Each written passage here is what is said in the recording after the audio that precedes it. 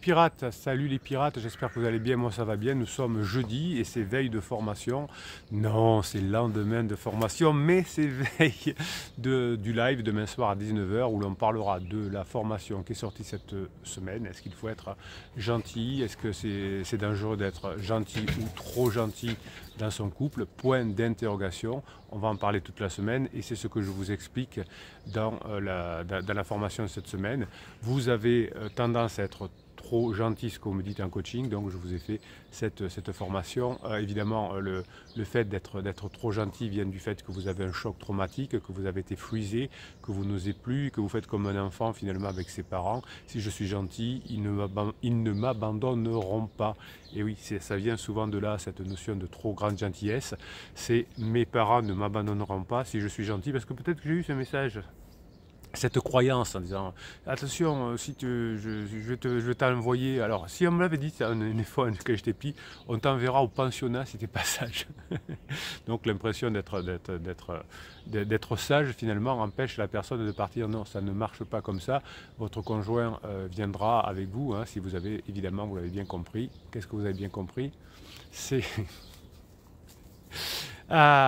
c'est de répondre à ses besoins, et notamment au moment où la crise existentielle est là, où il y a beaucoup de stress, que vous soyez la seule personne qui lui permet de se détendre, et la détente entraîne la libido, et la libido entraîne l'ocytocine, etc.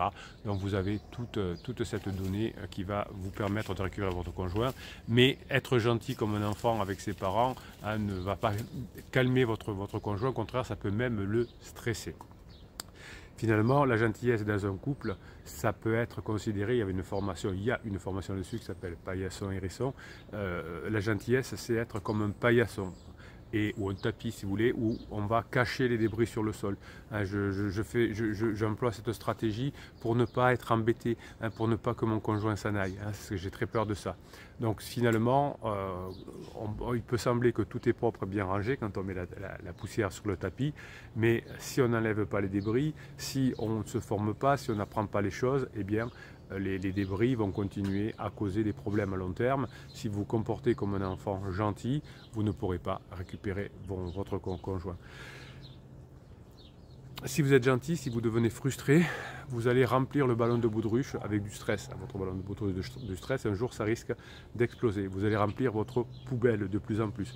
Et à force de laisser les problèmes de côté, à force de les ignorer, eh bien, chaque fois que la poubelle va se remplir, hein, vous allez empirer. Et donc le fait de rester fruisé, de rester dans la gentillesse, va vous éloigner de votre conjoint. Vous allez reprendre le dessus sur votre conjoint et l'attirer si vous acceptez à nouveau non pas d'être gentil, mais de le taquiner, de taquiner votre conjoint, de plaisanter, de rire, d'oser. Vous avez une formation sur l'audace, oser, oser, oser. Si on est gentil, on va avoir du mal à récupérer son conjoint. Alors on va expliquer dans cette formation évidemment comment on sort de la gentillesse et comment se comporter à la place de cette gentillesse évidemment. Alors quand on est un enfant, effectivement, la gentillesse peut apporter. Hein. Si on est gentil à l'école, on ne sera pas puni. Si on est gentil avec les enfants, avec les parents, on ne sera pas puni. Donc ça peut être apprécié quand on est enfant. Et finalement, depuis le berceau, quand on est enfant, on apprend simplement à ne plus être nous-mêmes. Hein, à ne plus dire ce que l'on a envie si on est parti dans le mode de la gentillesse. Et finalement, il est important de retrouver ce contact, non pas avec votre moi, vrai moi, ou je ne sais trop quoi, ce que vous disent les psys de quartier avec la psychologie à l'eau de rose, mais il convient de devenir adulte et d'apprendre que dans un couple, tout est affaire de négociation et que s'il y en a un qui a tous les pouvoirs et que l'autre n'a aucun pouvoir, eh bien ça va être compliqué. Des oiseaux qui passent. Il y a vraiment un gros nuage d'oiseaux. Donc ça va être compliqué s'il n'y a pas un équilibre. Et quand on est dans une relation parent-enfant, gentil et on nous fout la paix, on n'est pas dans une relation saine de couple. C'est comme si vous ne pouviez pas choisir, je vous l'ai dit dans la vidéo de hier, si votre patron vous dit venez maintenant dans mon bureau pour parler de ce sujet, c'est une relation de subordination. Je choisis le sujet quand et où. Donc là, avec votre conjoint, si vous êtes gentil, vous allez rentrer dans une subordination. Et quand il y a subordination, à moins d'être pervers, il n'y a plus de désir, il n'y a plus de libido. Hein, sinon, si on est pervers, évidemment. Mais c'est pas le but ici de parler de ça. Donc la gentillesse, hein, que vous allez apprendre finalement à travailler dans la formation, va vous permettre de devenir plus adulte et d'avoir une relation qui va être plus équilibrée et plus cultivée. Donc la science de la gentillesse, entre guillemets, a fait des bons ces dernières années grâce aux neurosciences, et finalement hein, on peut étudier la gentillesse en neurosciences comme on pourrait étudier des maladies, ou alors la gentillesse n'est pas une maladie, attention, à des pathologies. Donc l'un des grands problèmes sur la gentillesse, c'est que ça manque de consensus, tant dans le grand public, dans les psychologues, finalement, on ne sait plus trop ce que c'est la gentillesse. Donc, il y a des personnes qui disent « Ah, moi, je veux que mon homme soit gentil. Hein, si mon homme n'est pas gentil, ça ne va pas le faire. » Donc, la gentillesse permet de ne pas se fâcher avec une personne éventuellement, mais ne permet pas de créer du désir chez cette personne. La gentillesse n'est pas faite pour qu'un papa ou une maman ait du désir pour ses enfants, heureusement. Donc, finalement, si vous voulez aller dans les désirs profonds de votre conjoint, vous allez plutôt travailler sur quelque chose de désirable, entre guillemets, de libido, plutôt que sur la gentillesse. Donc la notion de vrai soi, d'authenticité, etc. n'a rien à voir avec la gentillesse. Être en couple, c'est pas être gentil, c'est pas être authentique, c'est pas dire ce que l'on veut. C'est être en couple, c'est remplir les besoins de l'autre, négocier, faire des compromis pour que l'autre, évidemment, à son tour nous donne ce dont on a besoin. Alors d'ailleurs, quelqu'un qui suit une thérapie avec un psy de quartier hein, va aller dans cette problématique où on va lui apprendre à être authentique, vrai, etc. Et c'est une personne, généralement, après une thérapie ou une psychanalyse, qui va devenir dure, qui va devenir pas intéressant. Moi, je sais ce que je veux et je dis les choses comme je les pense. Et l'être humain, malheureusement, n'est pas un être individuel en disant je dis ce que je pense et je m'en fous des autres. L'être humain est un être humain, un animal social. Et être en couple, c'est être dans une activité sociale. Donc ça demande non pas de dire tout ce qui nous passe par la tête et de dire non mais moi c'est l'heure, je termine le boulot et je m'en vais. Ça on s'en fout, c'est pas un truc social, c'est un truc je me protège. Donc souvent quand on est en thérapie, quand on est en psychanalyse, on vous renvoie dans un mode de survie. C'est bizarre, on vous renvoie dans un mode initial. Alors peut-être que c'est bien parce que ça évite toutes les mauvaises choses qu'on a appris, mais si à la fin de la thérapie on reste dans le monde initial, on va être dans le mode survie. Et là, dans le mode survie, on peut retrouver finalement cette notion de gentillesse qui va faire que l'on va s'éloigner du conjoint. Parce que je suis à nouveau en mode survie, j'ai peur, je suis mal, et je sais être gentil, donc je vais faire ça avec mon conjoint. Donc il faut faire attention parce que dans la plupart des thérapies, des psychanalyses, on vous ramène en mode survie. Hein. Vous voyez, ces personnes dures, alors, souvent d'ailleurs, c'est des femmes qui sont plus intelligentes parce qu'elles font ces thérapies-là, enfin en tout cas, il y a une question sur elles. Et après, on voit des femmes extrêmement dures qui ne sont plus du tout séduisantes parce que qu'est-ce que c'est? Non, mais moi c'est comme ça, je sais ce que je veux. Ça donne presque des frissons. Donc si vous faites en revanche des formations, on ne va pas vous ramener dans un mode de survie, au contraire, on va vous amener hors du mode de survie pour que vous puissiez être un adulte qui vit sa vie, qui réalise ses besoins et qui tient compte, grâce au fait que l'on est des animaux sociaux, des autres également.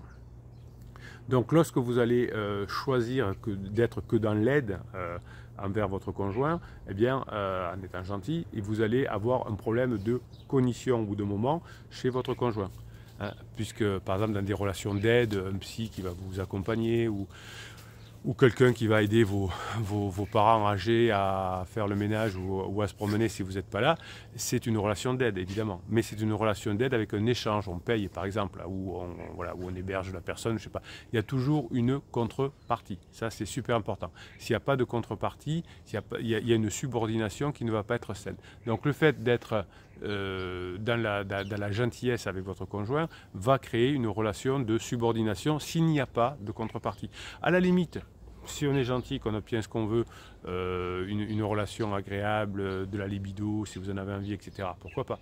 Mais ce que je vous apprends dans la formation, c'est qu'effectivement, la gentillesse n'amène pas de réciprocité quand on est adulte. Donc dans les vrais moi, les êtres humains mettent finalement le plus souvent, quand ils sont en mode survie, des choses qui vont les éloigner à l'histoire du vrai moi, hein, de la psyrose. Donc en revanche, si vous apprenez à devenir adulte, vous aurez beaucoup plus de qualités positives, morales, et outre la gentillesse, hein, qui n'est pas quelque chose qui va faire revenir votre conjoint, en revanche, la confiance, l'humour, le don, l'honnêteté, ça va être quelque chose qui va vous rapprocher si votre conjoint est en crise. Votre conjoint n'a rien à faire que vous soyez gentil, que vous lui préparez le repas, que vous repassiez ses chaussettes, que tout soit en ordre quand il rentre à la maison, que ce soit une femme ou un homme, ça va même l'énerver. Parce que quelqu'un qui n'a plus sa place à la maison, il arrive, tout est fait, il ne peut plus faire, donc il va être obligé de vous critiquer, parce qu'il y a de la culpabilité en disant « tu le fais pour me récupérer ». Vous savez cette phrase que toutes les personnes en crise, ou la plupart des personnes en crise vont donner.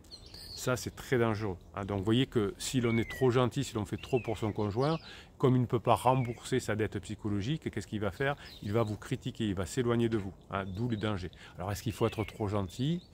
Vous avez déjà une partie de la réponse. En revanche, hein, être bienveillant avec son conjoint, qui est en crise, hein, il y est pour rien, elle y est pour rien. Donc si on met plus de stress, au lieu d'arranger les choses, on va les empirer. Et si vous stressez votre conjoint, eh bien il va croire que sa souffrance vient de vous, et bon, on va s'éloigner. Donc la gentillesse risque d'amener du stress, risque d'amener de la souffrance, et risque d'amener un éloignement de votre conjoint. Donc dans chaque partie de votre cerveau, de votre cognition, il va être facile de distinguer quand je suis gentil parce que j'ai peur, parce que je veux me faire aimer, parce que j'ai peur d'être abandonné, et un autre concept qui est la bienveillance, qui va permettre à votre conjoint de sentir qu'il se sent compris, qu'il se sent attentionné, qu'il se sent performant avec vous, qu'il se sent en confiance. L'être humain est complexe dans son fonctionnement, mais quand on a appris, qu'on a fait quelques formations, on s'aperçoit que cette complexité est compréhensible. Donc il n'y a pas finalement de personnalité totalement différente. J'ai rarement vu, peut-être ça arrivera un jour, mais une crise existentielle qui se terminait pas ou qui se terminait mal. Les crises existentielles se terminent à la fin, et les lignes de miel aussi. Je n'ai pas encore vu de lune de miel qui durait 80 ans, ou de crise existentielle qui durait 80 ans. En revanche, j'ai vu, et vous en avez vu aussi autour de vous, des personnes qui ont divorcé au moment d'une crise existentielle parce que l'autre ne savait pas gérer. Donc effectivement, si je suis très gentil, hein, ça va être une forme qui va énerver mon conjoint. Donc la bienveillance, oui, la gentillesse, non. Et ce qui est important, ce qui va vous permettre de récupérer votre conjoint, évidemment, hein, ça va être le fait de répondre à ses besoins. Je ne crois pas que vos besoins en crise aient besoin de quelqu'un, d'un enfant à la maison qui soit gentil, hein, ce n'est pas son problème. Lui, il a envie de kiffer, il a envie, votre conjoint, de vivre des choses. Il vous dit, votre femme vous dit, j'ai envie de liberté, j'en ai marre, j'ai trop souffert, je me suis trop donné, etc. Donc on a envie de légèreté, de choses.